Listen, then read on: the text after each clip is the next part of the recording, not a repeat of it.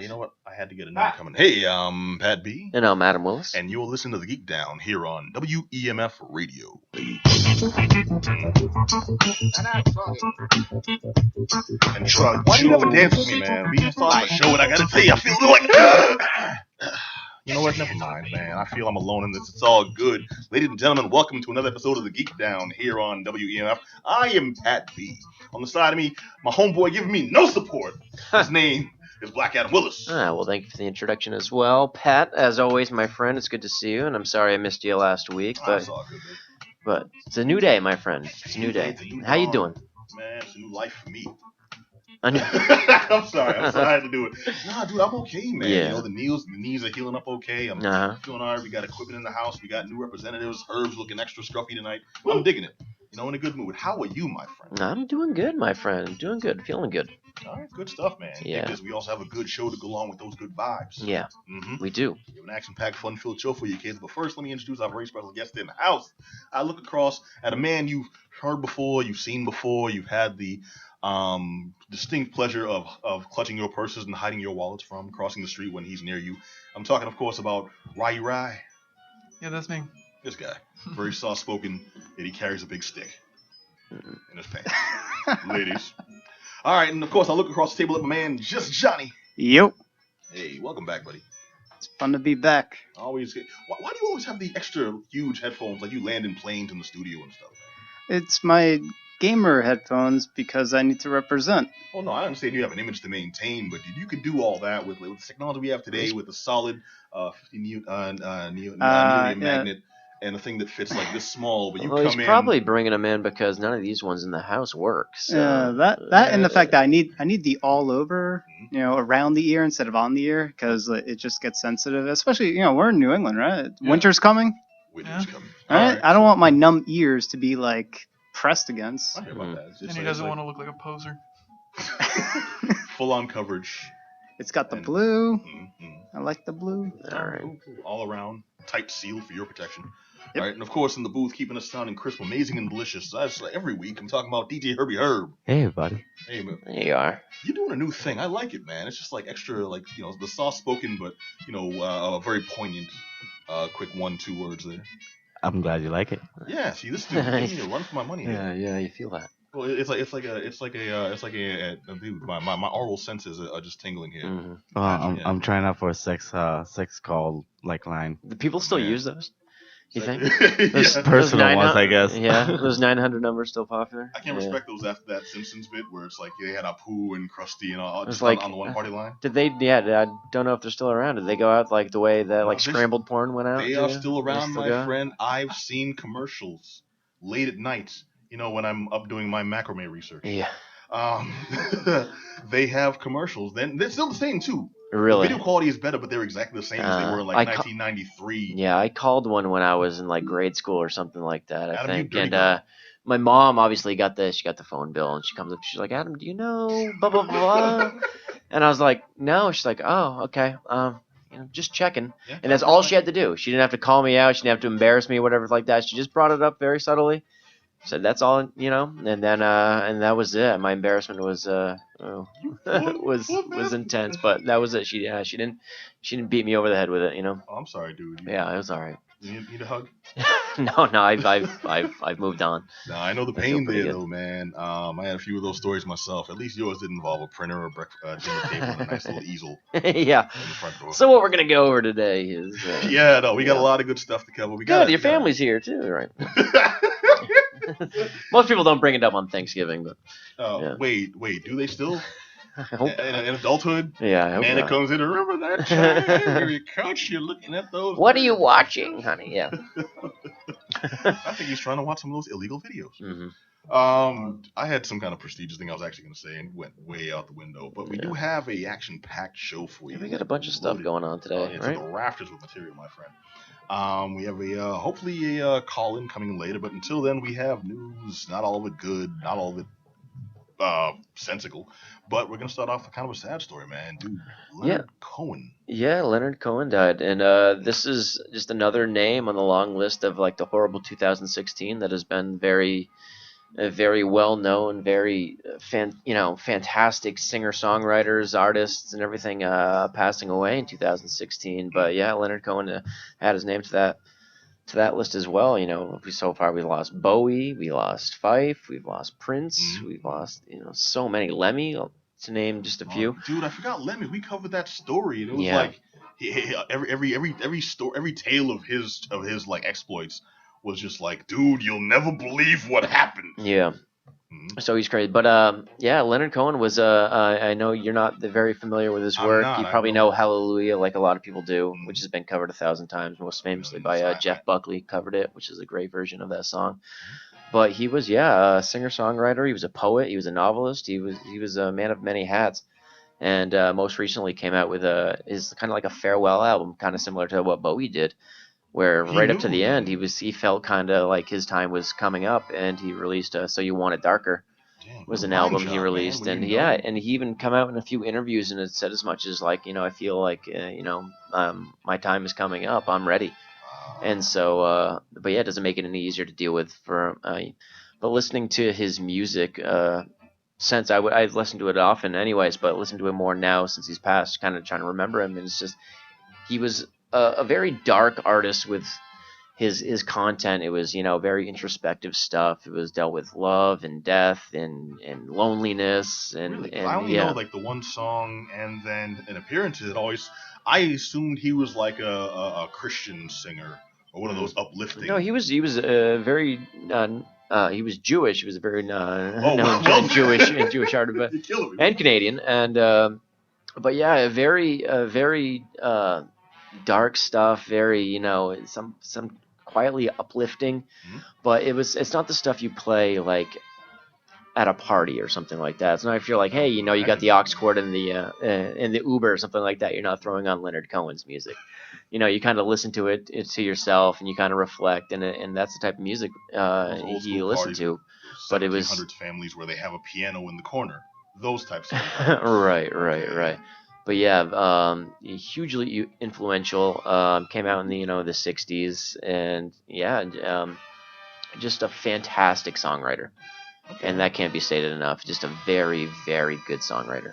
Right. And his music is going to be listened to for years and years and years and years, and it's helped me through some dark times too. It's kind of what you listen to when you're having those lonely moments where you're feeling like introspective and inspiration. Sad. Yeah. When he didn't make the football team. Yeah. When he did make the Glee Club. Right. He needed. It's more like when your girlfriend breaks up with you and you're feeling suicidal type stuff, But that's when I'd listen to like Twisted Sister and everyone would be like, but you're black. And I was like, I know, but the pain is. But real. The hair is still here, right? Yeah. But yeah, Leonard Cohen at 82 years old, he was still doing it right up to the end, which is crazy. It's like I said when I made the reference to Bowie, it's like right up to the end, you kind of feel your time is there. So it's kind of like his goodbye in a way, and you're glad that like people that are that you like that much have that moment where they can actually give you this goodbye, this farewell. Like here it is, you know what I mean? So right up to the end, I know. Actually, maybe a month or two before his muse for many years that a lot of his famous songs came from. She passed away as well, and I know he wrote a letter to her saying as much, saying like, I feel I'm right behind you. I feel like that you're on the other side, that if you reach out, you can touch my hand. That's how close I am. So okay, that's creepy. Yeah, so like I said, he knew that he had, his health was failing over the years, and he was right there. But yeah. Well, talk to me then, because you know his work better than I did. What was your like go-to song? I like the song "The Partisan." Okay. A lot. Sing a little for us. Yeah, no. But it was very basic stuff, you know what I mean? Usually just like a little guitar, a little synthesizer, or something like that, kind of very basic. And it was mostly about the songwriting, about the themes of the song, the feeling of the song, and everything like that. So I think that's why a lot of people, it touched a lot of people. A lot of, people responded to his music because it was so personal. And, I'm one of those people that his music definitely influenced. So, that's cool. Rest in peace. Absolutely. Leonard Cohen passed away 82 years old. Rest in peace. Yeah, and we also lost Robert Vaughn too, didn't we? Robert Vaughn, yeah. He's an actor I've seen in a few things. I didn't know his work that well. I watched. I think he was the man from Uncle. The man from Uncle. The probably what most people know him from. But I think I knew him most from remember the movie Basketball? Trey Parker and Matt Stone Basketball. Wait, so you wouldn't throw out the Marquis Salomon commercials? I don't think so. Yeah, he did all these commercials for like the TV lawyers. Yeah. And I thought for a while that's who it was. I thought right, he was, right. You thought he was that? Yeah. The law office of Marquis Salomon. No, I'm like, oh, that dude looks serious. It's not him yet. That's the man. No, but he was in Basketball. He had that line. It was Jenny McCarthy's in that movie too, and he keeps trying to get her to do stuff, but it sounds sexual. But it's actually he's like, my lobby could use a good buffing, if you know what I mean. And then it's actually her like buffing the lobby of his hotel or something like that. It's so stupid. But yeah, Robert Vaughn, man. The last role I saw him in, he was in Hustle. It was a BBC show. Okay. It was a British I hadn't watched that program. one. And it was kind of a prestige. It was kind of cool. It was like a British Leverage. Yeah. Except they're still they're still criminals. Right. They're a group of con artists, and it kind of had a rotating cast. If you're familiar with Warehouse 13, H.G. Wells was on there. Yeah. You know, or I guess if you're familiar with, I love the show. What's it called? That program that I can't remember the name of. She was in that too. But it was a good show. Robert Vaughn played the more the distinguished older grifter, and he played it well. Like, he really seemed like he was made for that role. And a lot of roles I saw him in, random ones, including the Marquis Salomon commercials that I just alluded to right now. He had that look. You know, his acting was spot on, but it also, like, his look. He did, yeah. Went with every role. You know what he kind of looked like when I'm, thinking about it now is he looked like. I know, it was perfect. He was like made for it. Yeah, he looked like Grandpa from Hey Arnold. What? A little bit. You know No, what I I mean? think Like he the had the turkey bones. neck with that weird ass. Yeah, like the bone structure in his face. He kind of had that, right? Well, this Am I was a wrong? respectful obituary now. He kind of looked like Grandpa. No, from that dude Arnold, looked a like real-life version. like Frank Perdue, man. Don't do Nah, I that don't to know, him. man. All right, well, Robert Vaughn, noted actor. If you're familiar with The Man from U.N.C.L.E., it was actually a good series. Don't let that. They had a movie remake skew your last year opinions. too. Yeah, let's not. I didn't see it. So Yeah, but no, The Man from U.N.C.L.E. Check out the original stuff from Robert Vaughn. Rest in peace, dude. right. All right, so we do have actual news we want to touch on real quick. Let me go to the thing that I sent you earlier. So my notes are all jumbled. I apologize. Send me sir. something. I sent you lots of stuff. Not the dick pics. The other thing. All I right. scrolled past Yeah. those. I just saved those. Yeah. Yeah. Some Seahawks. I just saved those. And some magic. Jeez. We do have a lot of good stuff, man. Now, first news story: Seattle Seahawks linebacker Cassius Marsh, appeals to Twitter for his stolen Magic the Gathering cards. Now the athletes. I know the first thing you're thinking too is like football players play Magic. Dude, I know. This is the age we live in. Age of the geek, baby. Yep. Yeah. Coming back in a big way, right? Stop it. You see, that kind of thinking is what set geeks back 20 years. We had a revolution back in 19... Okay, I'm going to stop. But nah, dude, it's like, cultures cross now. I played baseball. I played hockey. And Again, even despite being black. Yeah. And you played I was Magic. I didn't play Magic. That's the You thing. didn't? Oh, wow. I'm at a company... No, dig this. I'm at a company now in my other life where the CEO, one of his, founded the company. Like, older guy, but made it like a, not company policy, but made it available to his employees a daily Magic game. Wow. And they cool. have in-office tournaments. This is a place that they actually do legit business. And these Really? are like cutthroat Wall Street people. Yet every lunch break for an hour, they all break out their own private deck. One dude, the IT guy, sells them. It's wild stuff. Reminds me of high school. And mind you, I imagine y'all had some kind of illegal Magic ring, dude. Okay, this card right here. Oh, lunchtime. That's what you do. High school, you just bust out with your decks and start playing on top of where you eat. It's great. See, I'm glad someone was doing something productive. We were delinquents, slapping each other's hands and stuff, seeing who could go red the fastest. My buddy Junior had calluses. This dude was 15 years old, had hands of like some kind of factory worker from 1930. Leather mitts. Yeah. Seriously, just it was sadistic because never mind. But we're talking about Cassius Marsh, and dude, it's kind of wild because his collection was stolen. Yeah. So And he appealed to the people online on his social media and stuff to get his deck back. I remember this happened to a quarterback that lost his luggage on the way to the airport. I think he said as much. He's like, guys, if you see this bag along the highway, blah blah blah blah, it's my stuff. I need it back. Can you Wait, did help he me get out? it back? I think so. Yeah. Oh, crazy. Well, Cassius has yet to get his cards back. Now that guy's sitting there like, yeah, counting No, stuff. this like is kind of ruthless. cool. This is one of those things where it's it's primarily a story because it didn't affect our audience, but it's kind of a cool thing to know that this kind of stuff exists in the world. Like when we reported about T.O. Flying to Florida to actually face down the dude who challenged him FIFA Online. I remember that. Yeah. Right. Good for him. Well, this is kind of this is more of a human interest piece, I guess, than a touching one. His collection was in a backpack that was stolen from his car while his girlfriend was borrowing it. Now she brought it to go clubbing, and I guess left the window open or something. Somebody broke in, grabbed the bag, and then broke out. Now Marsh offered a reward of 2 tickets to go to the next Seattle Seahawks game, home game, if the cards were returned. Now, was there like a particular card in there, or is it like a? Not a particular card. He had a rundown of rare cards. Oh wow, okay. And, So he listed them, which I guess may have been a smart move, or may have been a really stupid move, because if anyone tries to fence him and he makes this information public, any honest fence will be like, you know what? No, this is pretty publicized stolen stuff. We want no part of this, and they might report them. Versus any shady fence would be like, oh, you got this going on, and we know it came from, and offer more because they can go back to do for the reward, or they can.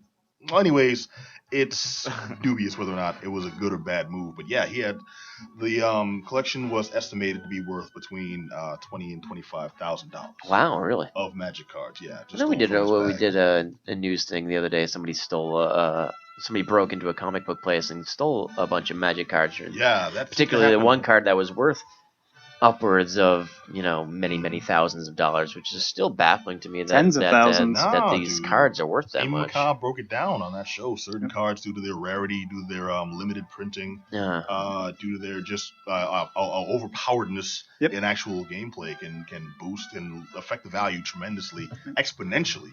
It's mainly the overpoweredness of the card, and more importantly, the limited print of it. So. Yep. See, and dude, you're familiar with that stuff, man. Did you ever collect comic books or baseball cards? Well, I get it. I just didn't think Magic had that, of that much value. I mean, especially now that baseball cards and basketball cards aren't really worth anything. Nah, true. That sucks. I had good ones. Yeah. No, I got the sense of why too, because Magic is one of those things. Even though they still print them, certain editions.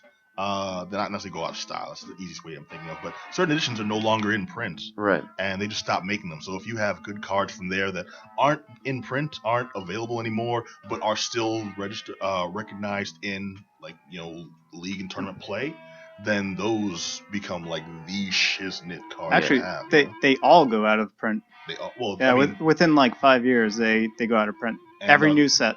And the ones, are they still allowed? You can still play with them. Oh, yeah. You can still play with them. They have 3 different tournament formats, one of which is everything's allowed. The next one is everything's allowed except for the broken cards that are completely overpowered. Mm-hmm. And then the final one is you only play with, I think, the most recent 2 or 3 years worth of Magic card sets.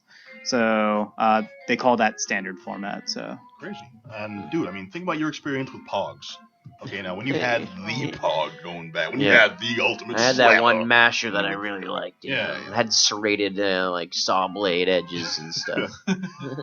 I'm not making that up. No. You were a Pog guy. No, I had Pogs, but I wouldn't call myself a Pog guy. Oh, Adam Willis, you outed yourself. This dude. Yeah. All right. Well, so basically, what it comes down to is we're not alone in geekdom here. This is what's really cool. Now, word of the situation reached Wizards of the Coast. Magic headquarters in California, and they sent a care package for March with a message. Now, I got the quote here. Worth noting, lots of the product in that care package came from the personal collection of Wizards of the Coast employees who wanted to help out too. They tweeted that they will also be donating a gift of equivalent retail value to a Seattle-based children's charity. Wow. So the $20,000 and $25,000 of stolen cards, even if he doesn't get those back, that equivalent value goes to a good cause. They'll donate. I just want to imagine the guy that stole those too, and he's thinking he's gonna get something really good, and it's just there's a bunch of cards that he doesn't know what to do with. You know what I mean? It's I was hoping for some Beats by Dre headphones or something like that, and instead I got all these Magic cards I don't play. Dude, someone's gonna be very lucky when whoever stole it doesn't know what to do with it, hands it off to someone for $50. Someone's gonna be. I've always wanted to be a happy. recipient of that kind of stuff. I know several. I've known shady people growing up, not things that I've done myself. I want to make sure. All you have to do is just just go to Fall River, man. You get the 5-finger discount all the time. Just pick a bar on East Main Street. Okay, the claims made by just Johnny on this program do not necessarily reflect This black market. But no, I always wanted to have someone Magic be like, Gathering card. yeah, dude, man, I picked up this stuff. You know, there's a couple of games here too. You can have those, and I don't know, some other stuff here. I'll be like, okay, what's this? Oh, Amazing Fantasy #1. Yeah, I'll take that. Thank you for number 1. What was the first one? Spider-Man. Was that number 12? Yeah. Oh, and FYI, I used to bartend on East Main Street in Fall River, so that's why I know. Got you. So if you need those legal connections, just Johnny is the man to come to. His face is on camera. You can try to Don't see the fist. All right. We mentioned how much the cards were actually valued. Final word for Marsh, just making an appeal to anyone who can get the cards back. It's not even the money. I really enjoy playing the game. He's a 24-year-old dude, mind you. He said he's been playing since he was 11 years old. And to him, in the actual quote, to me, that's what I do to get my mind off of things sometimes. You know how people zone out? This is how I zone out. And it's just like, dude, it's not like you stole something of value to me. It's like you stole something of sentimental value. You stole something personal. Right. And I sympathize. Yeah, you with stole it, man. someone's getaway. You know what I mean? That's what they're into. I hope he gets them Well, back. no matter what it is, you know what I mean? People have that, all sorts of stuff. People listen to music. People play poker or something like that. That's how this guy, you know, kind of winds down and everything like that. Yeah, it's a bummer when you lose this stuff. Yeah. Ryan You know, has his dolls that he dresses up in funny little, outfits. They're called No, action no. figures. No, they're called dolls, EST parties and such. You see the hat? I am Mrs. Nesbit. All right. Okay, final news story real quick we'll touch on.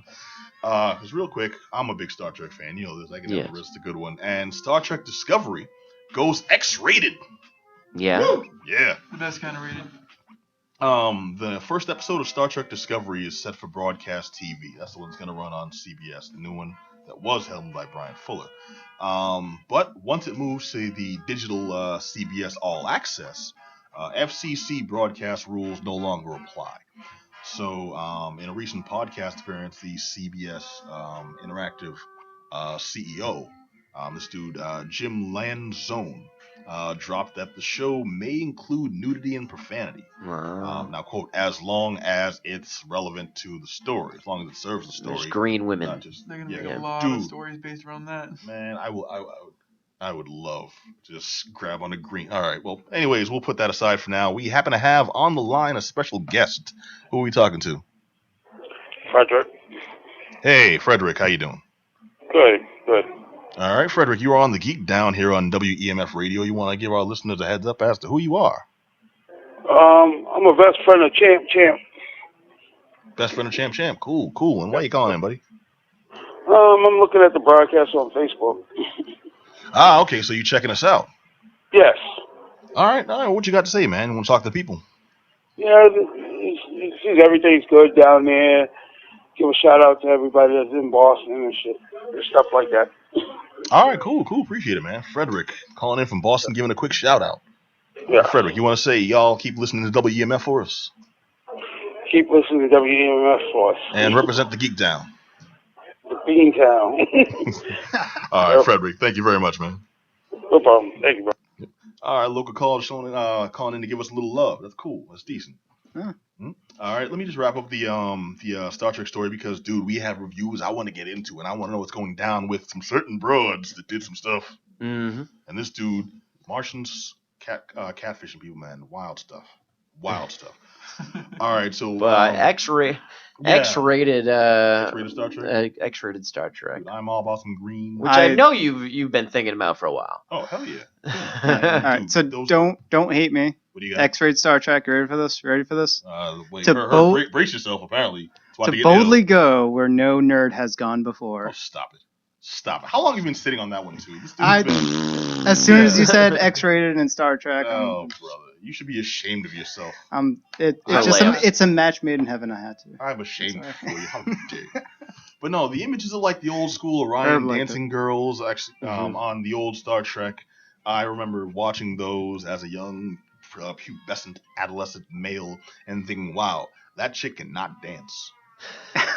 But as the shows would go on, I discovered people like Seven of Nine and Counselor Deanna Troi and Major Kira. And even going into later episodes of T'Pol on Enterprise, man, it just affected me so much, and I'm like, dude, I just want to see one nip slip. Just one. Yeah. I mean, seriously, on 7 of 9, that bodysuit was painted on, and so much. And this is just the dude's point of view, man. Dude, Riker was. You think they're gonna alienate fans this way? Yeah. No, not at all. Not at all. What I'm hoping is that. I guess no. You're right. Yeah, I don't think the super plugged in geeks watching this. They're definitely gonna want some. These are our people. Little something. Yeah, right. They've been dreaming about this for years. Now you're finally giving it to them. I don't even know if they can handle it. For once, you won't have to go to your favorite website of 4chan and see. To get your topless Captain Janeway. Right. No. That's where they're going for the Captain Janeway. Gonna get all sorts of weird there. Oh man, no, Kate Mulgrew, man, she was alright. Yeah. Okay, that's the hardcore. Whatever you're into, man. Whatever you're into. Their fan base by introducing tentacles to the alien. All right. Thank you for taking to the weird place. But no, actually, this is CBS is relying heavily on the popularity of Star Trek to boost their streaming service. Yeah. Despite like several setbacks during development, because the digital service has been kind of waning, and this is going to be like the big push that's supposed to make them legit. So I mean, they've got a lot behind this. I'm hoping it's not something they start using as like a cheap tactic.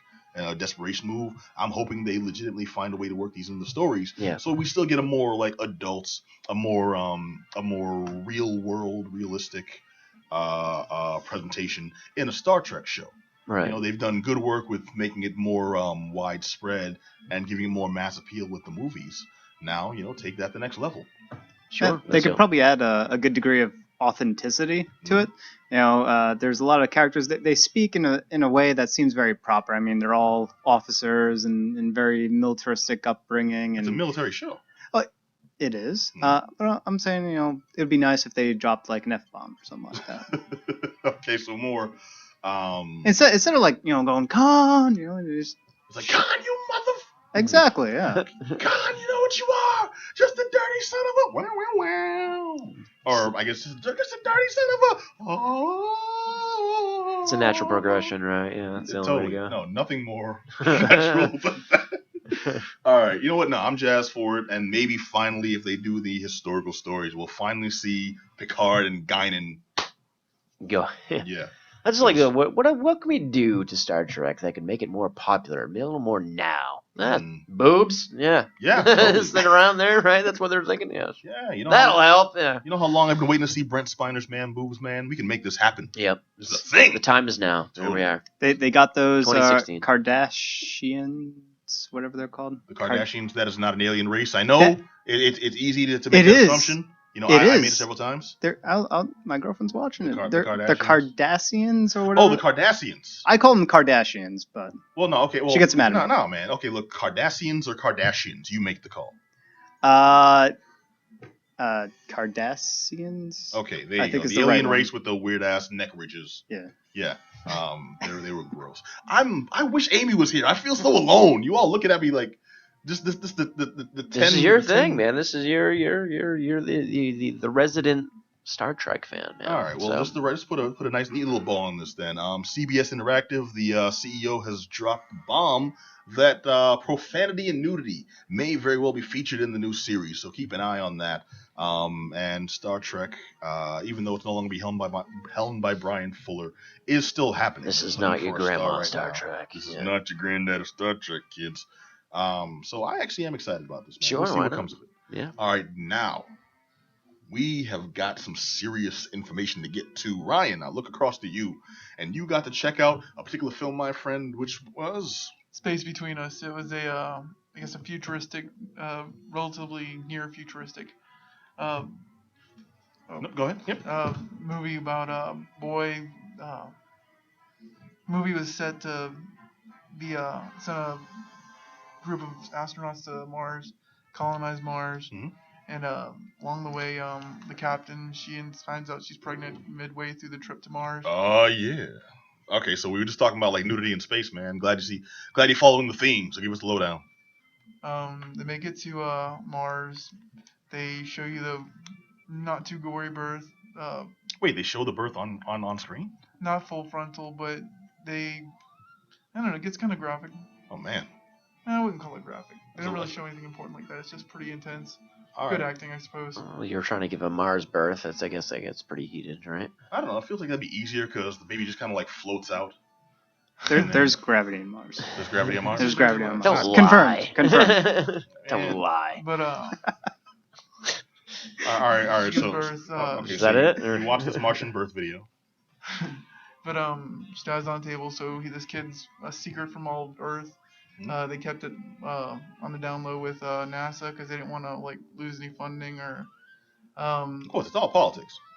So this kid's raised on Mars by a bunch of scientists. So clearly he's smarter than every kid his age, and he doesn't get to talk to anyone except for like he goes online and chats with this one girl from Earth, but doesn't tell her where he's from. I wouldn't either, dude. I mean, come on. What if you were invited to prom? It's like, okay, so just heads up. It's gonna be me and me. It's basically like the movie Twins. He was born on an island. You know what I mean? He doesn't have any. Well, yeah, Oh, but yeah. I want to find Sounds out like- exactly in that environment, like, because he was cock diesel, all right, like with no outside Right. interference. But they teach whatsoever. him like karate in that too. You remember? Yeah, and the thing is though, I now here logistics of that situation. Arnold was the only one on that entire island who had any kind of like musculature. And Yeah, this dude was yeah. just like jacked for days. Well, he had the Everyone else super with these genes like that was. scrawny. Well, he had the super genes. That was enfeebled. why. You know what I mean? But still, like they had a Right. gym, Yeah. or at the very least. He was He, eating he was healthy eating from what those I understand. protein coconuts. Yeah. Protein. What? So Philly this wants kid. muscle milk? Let's go back to this movie. So this kid was born on Mars, and he's how old is he when Wait, when pause, we pause go to real- the pause real movie? quick. Let's also not negate the fact that movie tiptoe danced the entire time around the fact that they just had one big nerd orgy on that island. All right. Well, he that's wasn't what born happened. there. I don't think he was born No, there. he was conceived. right. By He was a test tube baby, though. Well, they all then got down with the test Yeah, tube. no, it was man. they make a joke. They say the sperm milkshake. I think that's Yeah. what Danny DeVito does. Yeah. Yeah, and they tiptoe around that for years. I Yeah. thought this was this nice wholesome picture about two brothers finding each other with this. I didn't know this. They had this whole 1970s porn subtext. Yeah. Yeah. Okay. Twins is really really did it for you. It really got wound up. I'm just saying. Okay, we talked about things that affected you as an adolescent young male. I remember. No, sorry, Ryan. Okay, Ryan, you were saying about The this space between us. So yeah, he Space makes it to age 16, and he finally has the opportunity to move to Earth or visit Earth. Mhm. On the way there, before that, they figure out his body won't handle it. But they were gonna give it a shot because he really wanted to go, and they thought Really wanted to go to Earth. of all places. And, Actually, no, I was gonna say I could see that actually. The movies start to make more and more sense if I had never been exposed to anything. Suddenly, yeah, I want to take a quick visit to Arizona, see the sights. Right. Yeah. So who directed this? Who's in this? Who's in this sucker? that is a good question. I don't know who directed that. Well, that's okay. Well, talk to us about the picture, man, because we didn't get a chance to check this out, but you did. Give us the highs, give us the lows. First of all, is this a picture that you would recommend cats check out? Oh yeah. That's a really good one. It's made, I think, for the romantics, the nerds, someone who wants to just kill time. It's a really good show, good movie. Okay, see, now that surprises me because movies that are set in space are usually either really serious, really scientific, or the whole thing's like, oh god, there's aliens, we need ray guns, we gotta blast them, we gotta save ourselves and save the planet. It has a good mix of mostly romantic, mostly smart, and dashes of clever, witty comedy.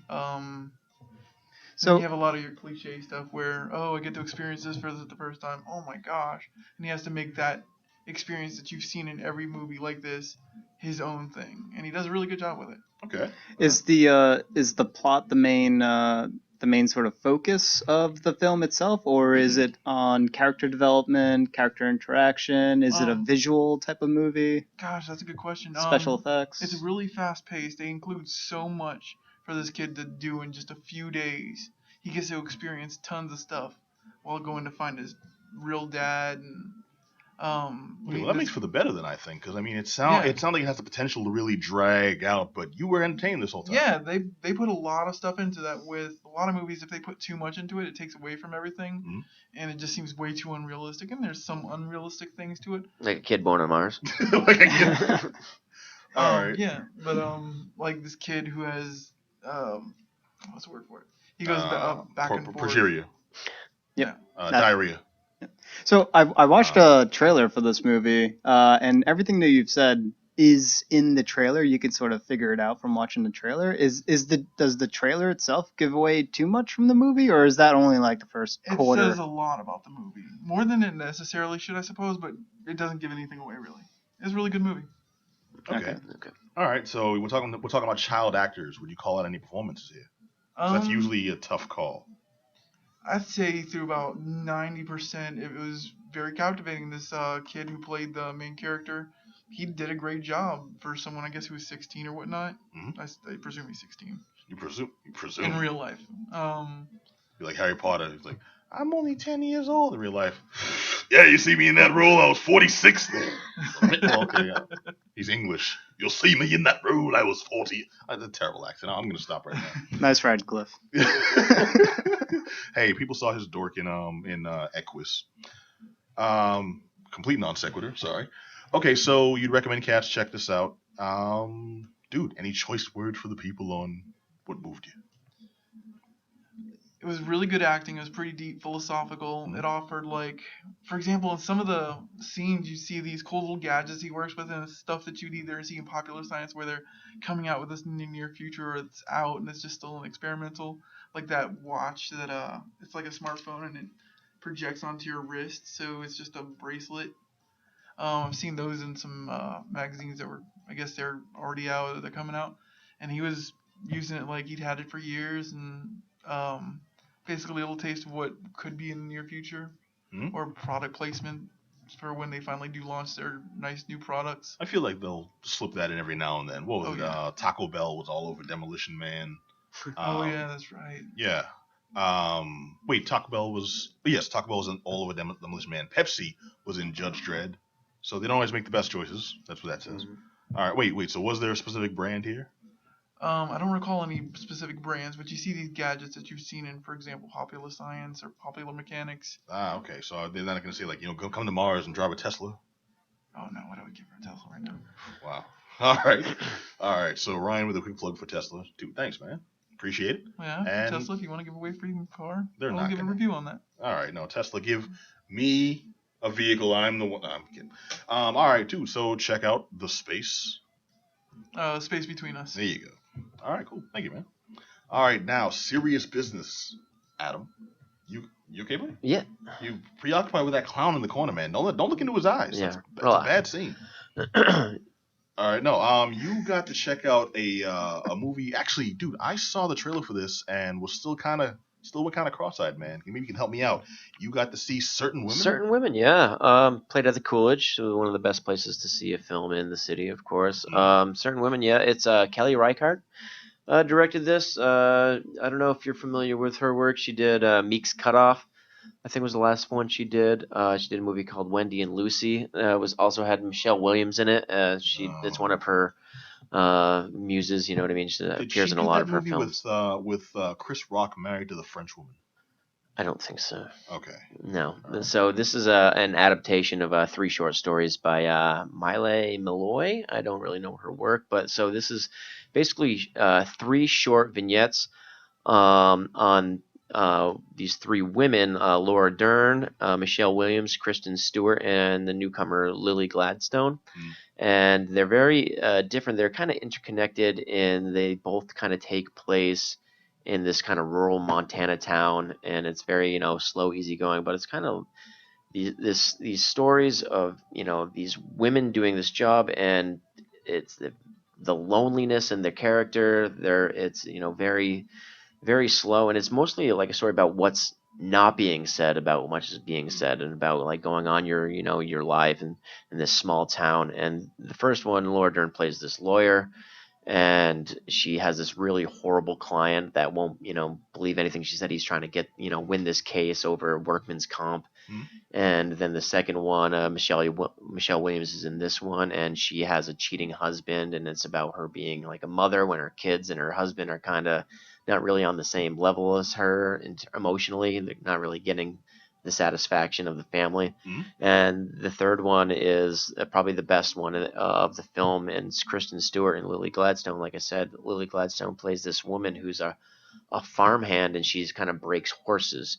And then all of a sudden, Kristen Stewart, she goes to this class, and Kristen Stewart's teaching this class for teachers, and she kind of like is immediately kind of attracted to her, and she starts going to this class just to see her. And then they go out and they have dinner every night at this diner, and they kind of like get to know each other a little bit. And then it's Kristen Stewart ends up going back, and the woman follows her there just to see her one more time. And it's kind of just like this very subtle. The movie's told in like glances, you know what I mean? It's all about what's not said, and it's the look, it's the not looking back at you. It's really very, very understated and very beautiful film. It's mostly in a in movies today where everyone says exactly what they mean, it's really not really realistic. You know what I mean? Like, it's very rare that you say exactly what's on your mind, and you always have the perfect word, like the perfect piece of dialogue to talk to somebody. Well, I always know exactly. I mean, yeah. So this is kind of the movie that's kind of realistic in the way of like it's mostly about these this longing, these feelings that you have that you can't really put into words. This kind of this feeling of inadequacy, this feeling that you're not really connecting the way you want to connect with your loved one, with your coworker, with someone you represent, with someone that you're interested in that you don't really know. It's all about choir, man. I feel that way about Herb every week. Right? Yeah, he just doesn't get you. I know he doesn't get me. Yeah, but this is that one day, buddy. Yeah, this is that movie that you just. There's something there, and you feel it because you've experienced it yourself. You know what I mean? It's just that when you're trying to tell somebody how you feel, and you just don't know, and you don't know if you're ready to. And well, see, the tough call with stories like that is it's tough to express that without being sappy. Right. And this is it, because there's no grand gestures, there's no great statements, there's no great declarations of your loneliness. It's all about like you want to say it, but you just don't know how. So it's a slow moving movie that it's paced very deliberately. There's nothing really in there that's out of place. Everything feels very natural.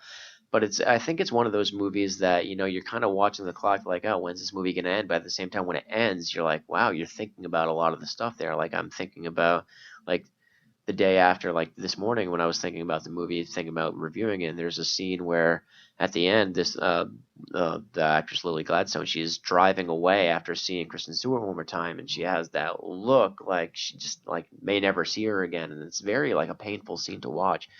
But it's you feel it's a very emotional movie, and it's was very good. It was very well well paced. I thought the characters feel lived in. It felt like they were fully formed. You know what I mean? You felt like they were people before you saw them on screen, and they're going to go on being people after. You know what I mean? So it's very well rounded. Would seeing this make me want to go and read more of these short stories? Probably, yeah. You know what I mean? Like I said, I'm not familiar with her work, these short stories, but they're very, very good short films all rolled into one movie. And like I said, they're not really connected so much as they all take place kind of in the same area. And they occupy the same time in the same place, but they don't really, there's not much overlap. But it's basically about, it's like certain women live this way. These women just look tired, kind of worn out. You know what I mean? From a lot of living, a lot of, it's tough out there. So this is kind of a movie for that. And I thought it was very well done. Very good movie. Is there an actual struggle with the characters and what they're doing every day? It's just like kind of, it's not like a contrived like struggle in terms of like the plot, like something like just thrown in. It's just kind of like your day-to-day job. It's like day-to-day existence, moment to moment, like the struggles of like I said, of communication, of how you're reacting to your husband, how you're reacting to your coworker who doesn't pay attention to you, how you're reacting to someone that you're interested in that doesn't know if they're interested in you. So that's the struggle, and that's more true to life, I think. So pretty much my entire story of middle school and high school, right, and college, and now. So, but it was a very good movie, a very good cast. I thought it was cast perfectly. It's good to see Laura Dern, Michelle Williams, Kristen Stewart, all these very good actresses. And shout out to Lily Gladstone. Like I said, I've never seen her in anything before, but she knocked it out. So yeah, Laura Dern is a name you've thrown out a couple of times. I don't actually know her work. I know she did a movie, Citizen Ruth, that was fantastic. Okay. Like she played this woman who was has this baby and she wants to get an abortion, and she's torn between two parties that are pro-choice and pro-life people, and each of them is trying to win her over one way or the other, and how that plays out was fantastic. But yeah, Lord, did she done Jurassic Park, I know. Yeah. She was the she was the she was the scientist, yeah, in that sure. Yeah, and the love interest of Dr. Grant. Yeah. Well, dude, how does that translate to such a dramatic role? Because I'm getting she's done drama before. She's just she's an actress that's been around a long time. I don't think this is like out of her element in any way. Mostly you look at like Kristen Stewart, who's still a very young actress that since Twilight has done some really good movies. Yeah, and she's really, I think, even her out of that image. Yeah, I think Robert Pattinson's another guy too. They're trying to really do things that are kind of separating them. It's the same way Daniel Radcliffe is doing something so different from Harry Potter because they don't want to be Harry Potter for the rest of their life. Yeah, you know what I mean. How well I think it worked out for Elizabeth Berkley. Yeah. No, I hear what you're saying. Striptease hasn't followed her at all. Yeah. No, this movie, okay, dude, it actually sounds pretty interesting. It didn't look so from the original trailer, but actually, hearing you talk about it, it's a slower thing. You know what I mean? There's not like I said, there's not a lot of action. You know what I mean? It's mostly like I told you. Like I said, it's very understated. You kind of got to be in the mood for it. If you're not going to enjoy it. You're just going to be waiting for the time to go by. But if you are, man, if you really are, it's definitely a very rewarding movie. It's definitely rewarding to watch it again because there's a lot of things you miss. You know what I mean? There's a lot of things that you wouldn't normally pick up on, just kind of at first glance. But it's definitely worth going out and see for sure. Cool. Thanks, man. Absolutely. All right, and dude, I want to touch on coming to Boston, the Boston Comedy Festival. Right. That's the thing. It's a function that's near and dear to my heart, mostly because we've had a connection to it the past 4 years. Yeah. In fact, actually going back farther than 4 years, I think one of our first guests on this show, well, not this show, the Geek Down, but when you and I started working together, one of our first guests that first year was Jim McHugh. Yeah. The original like host. Yeah. Of the Boston Comedy Festival. Well, it's coming back around again. This time with like some huge names. Patty Ross is Comedian of the Year being honored there. Boston favorites like Lenny Clark coming back, and dude, lifetime achievement being given to Cliff Clavin himself. Right. John Ratzenberger. Yeah. Yeah. So now this is the dude. If you ever watch Cheers, hey Cliffy, hey, yeah, that guy. Hey, tell you what, Nomi, I got a story about hey, what's the matter, Yami? And we got Ratzenberger impressions all day up in this show. So. Yeah, dude. I mean, but the fact. So he's getting a lifetime achievement comedy. Yes. Yeah. Yeah, but I didn't think it was a thing that they did. No, I didn't either. How many cats have been snubbed for that Oscar? The heralded comedy Oscar. Yeah. No, seriously, comedy didn't get that much prestige and respect, it seems. Right. But no, you have things like the Comedy Festival who honors folks like that. Yeah. And dude, it's not just a round of comedians coming to Boston.